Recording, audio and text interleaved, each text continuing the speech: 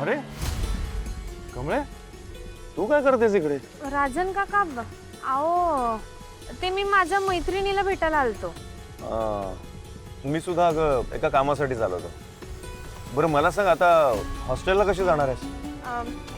हे काय बस ना? का? मी सोडतो, बस. राजन काकांना तर काही बी माहित नाही का मी हॉस्टेल सोडले. नाही, हे त्यासनी कळायला बी नको. आओ काका, कशाला? मी जातो की, असू द्या. कशाला काय? मी तुला विचारत नाहीये, सांगतोय. बस गाडी. आओ अगं आपल्याला जाताना गप्पा मारता येतील ना. हा, बस.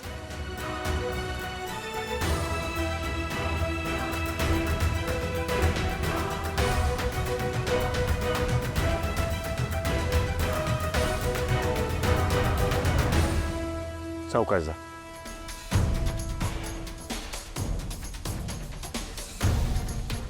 आओ तुम्ही कशाला उतरताय? असू द्या. अरे कमळे, ते बाबांसाठी तेल मागवणार होतेस ना गावावरनं? होय होय, मी सांगितलंय ते उद्याच येणार आहे तेल.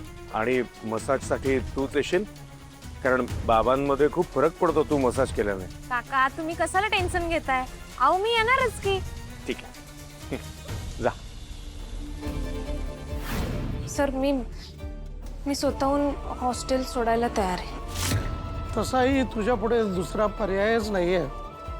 काय कमळी, पाहिजे तर तू इथे राहू शकतेस, पण त्या बाईंना इथे नाही राहता येणार. काय झालं? काही बोलायचंय का अजून? नाही नाही, जातो. अगं कमळे, काय ग आज इकडे कशी काय? इकडे कशी म्हणजे? आओ काका, ती नवीन आली आहे इथं हॉस्टेलमध्ये आणि तिला माहीतच नाही का मी इथं राहतोय. तिला वाटलं का नुसतं कॉलेजलाच आहे मी. चला येतो, चल ग. काय ग, खोटं का बोललीस? सांगतो तुला, चल.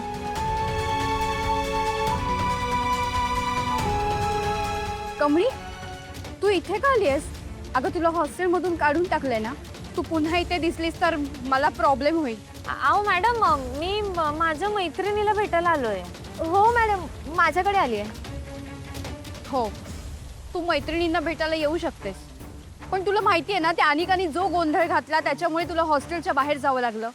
आणि आता पुन्हा जर कामिनी मॅडम आणि अनिकाने तुला जर इथं बघितलं तर ते माझ्यावर उगाच काहीतरी कारवाई करतील. आणि तुला कामिनी मॅडमचा स्वभाव माहितीच आहे. मॅडम मॅडम मॅडम, तुम्ही नका टेन्शन घेऊ. तुम्हाला काही बी त्रास होणार नाही. फक्त 5 मिनिटं भेटतो आणि जातो मी. हा काका, जावा. आओ लई पाऊस आहे.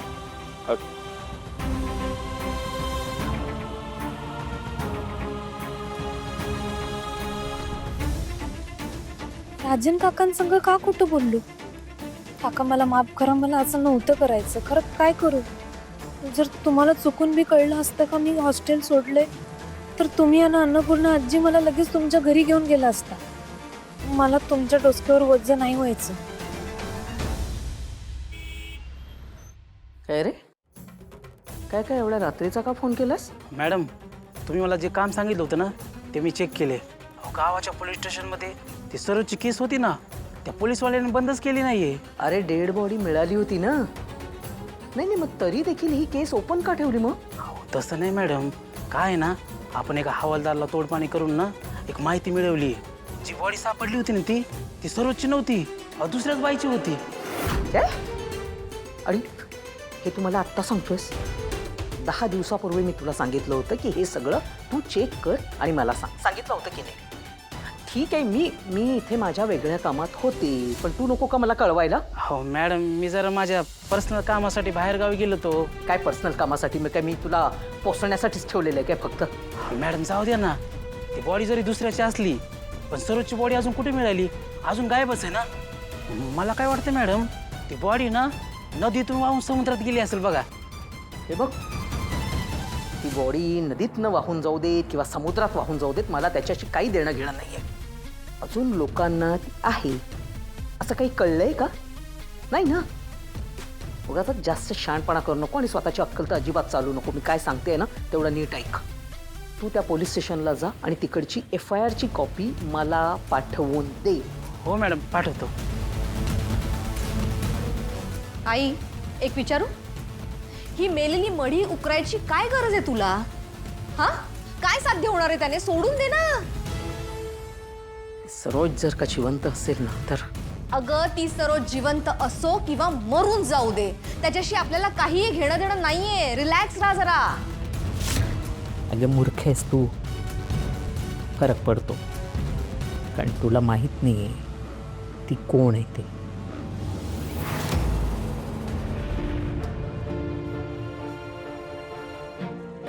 राधिका वहिनी, सॉरी. माझ्यामुळे ना माझ्या आईमुळे तुम्हा सगळ्यांना लईच त्रास व्हायला लागलाय. अगं वेडी आहेस का तू? काय बोलतेस? हे बघ, सरोज काकींची कंडिशन कशी आहे मला माहिती आहे. जे काय झालं त्याच्यात तुझी काहीच चूक नाहीये.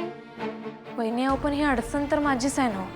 मग ह्या अडचणीमुळं रोहित दादांना, घरच्या सगळ्यांना किती त्रास व्हायलाय ते मला नाही आवडत. मी रोहित दादाची माफी मागतो, मी बोलतो त्यांच्या संग. कमी, एक मिनिट. हे बघ, तुला असं काहीतरी करायची काहीही गरज नाही.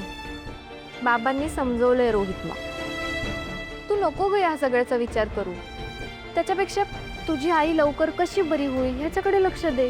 हा, होय, मी तिचं MRI CT स्कॅन लवकरच काढून घेणार. आणि कमी झोप आता तू, आणि नको काळजी करूस. Good night.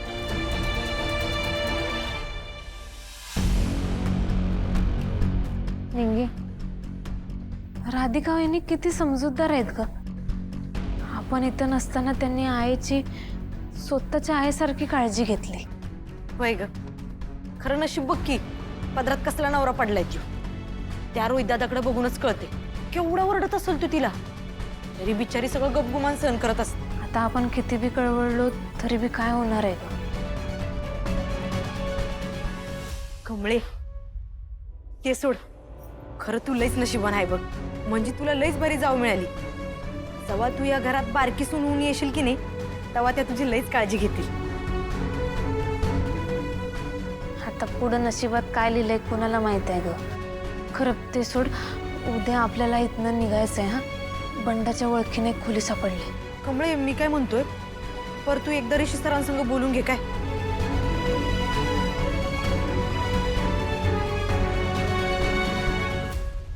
निंगे, हे घे. आई उठली का तिला आंघोळीला पाठव. आवरून झालं का लगेच निघूया. ऋषी सर बी तोवर ऑफिसला जाते.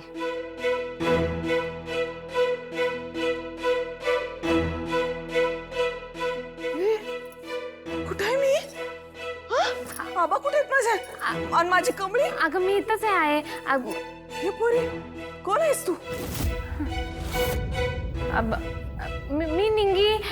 आओ, मी तुम्हाला इथं घेऊन आलोय की नाही. आपण हॉस्पिटलमध्ये होतो. मी तुम्हाला म्हणलं तुमच्या गावाकडे घेऊन जातो, तुमच्या कमळीकडं. हा हा हा आठवलं. आपण मुंबईत आहे ना? व हा, आपण आता मुंबईतच आहे. खरं आता तुम्ही पटापट आवरून घ्या, आपल्याला जायचंय. कुठे जायचंय? गावाकडं? मी सांगतो तुम्हाला, तुम्ही आवरा तर उठा. चला या. चल, आपण ना आता गावाकडे जाऊ आणि तिकडे जाऊन ना मी माझ्या कमळेला भेटणार आहे. कमळे, हे असं रोज रोज काकीला समजून सांगायचं मला नाही बघवत ग. किती दिवस चालायचे हे?